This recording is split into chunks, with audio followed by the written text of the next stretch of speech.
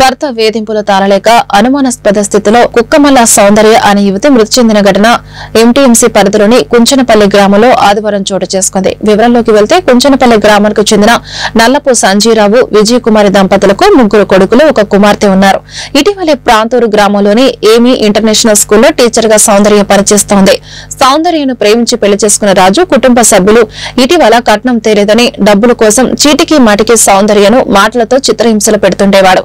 ఆదివారం ఉదయం బాత్రూమ్ లో ఉరి వేసుకుని ఆత్మహత్య చేసుకుందని తెలియడంతో సంజీరావు, ఆయన కొడుకులు సౌందర్య నివాసం ఉండే ప్రాంతానికి వెళ్లి చూడగా అప్పటికే సౌందర్యను ఆసుపత్రికి తరలించారని అక్కడ స్థానికులు చెప్పడంతో మంగళగిరిలోని ఎయిమ్స్ ఆసుపత్రికి వెళ్లి చూడగా సౌందర్య మృతి చెందిందని వైద్యులు చెప్పారు. సౌందర్యను భర్త తరపు కుటుంబ సభ్యులు వేధిస్తుండటంతో తన కూతురు సౌందర్య అనుమానాస్పద స్థితిలో మృతి చెందిందని సౌందర్య తండ్రి సంజీవరావు కన్నీరు మున్నీరయ్యారు. సౌందర్య మృతదేహానికి ఆదివారం కావడంతో శవ పంచనామం జరగలేదు. మృతురాలి తండ్రి సంజీవరావు ఫిర్యాదు మేరకు పోలీసులు కేసు నమోదు చేసి దర్యాప్తు చేస్తున్నారు. తండ్రి శబరిమల ఇద్దరు కలిసి అమ్మాయిని చంపేసి సెంటిమెంట్గా చిత్రించి మాకు వాళ్ళు చెప్తే తెలిసింది బిల్లు ఉండే తర్వాత పోలీస్ స్టేషన్ రిపోర్ట్ చేశాం సార్. అది జరిగింది సార్. ఒక 4 రోజుల ముందు ఒక 3 లక్షలు కావాలని నాకు బాగా డిమాండ్ చేశానండి. నన్ను డైరెక్ట్ అడగకుండా ఆ పిల్లని అడిగితే ఆ పిల్ల నాకు ఫోన్ చేసి చెప్పిందండి, అడిగి నేను డబ్బులు ఉంటే ఇవ్వని. నేను ఒక 4 రోజులు టైం అడిగాను సార్. ఆ టైం చూస్తానమ్మా అని చెప్పేసాను నన్ను. ఆ తర్వాత అంత ముందు 2 లక్షలు ఎప్పుడో పది ఇచ్చి నేను మీకు కావాల్సిన తర్వాత మీరు రిజిస్టర్ మ్యారేజ్ చేసుకుని అన్నీ చేసుకుని నేను మీకు ఎంతో కొంత నేను డిపాజిట్ చేస్తాను అని చెప్పాను సార్. ఈ లోపలగా వాడు శనివారం రాత్రి 11 గంటలకు నాకు ఫోన్ చేసి డాడీ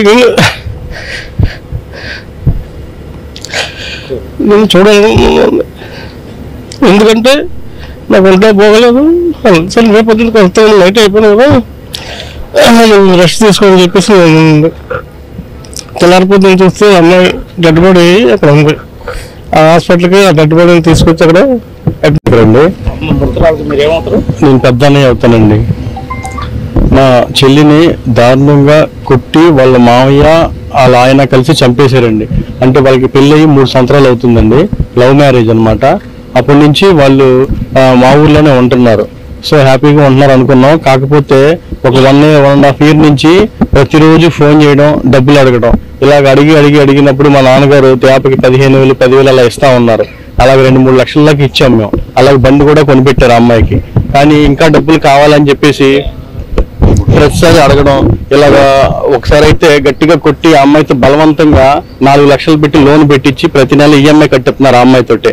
ఇవన్నీ తట్టుకొని మాకు అప్పుడప్పుడు చెప్తా ఉంది కానీ హ్యాపీగానే ఉందనుకుంటున్నాం కానీ సో ఇంత బాధపడుతుందని మేము అనుకోలేదన్నమాట.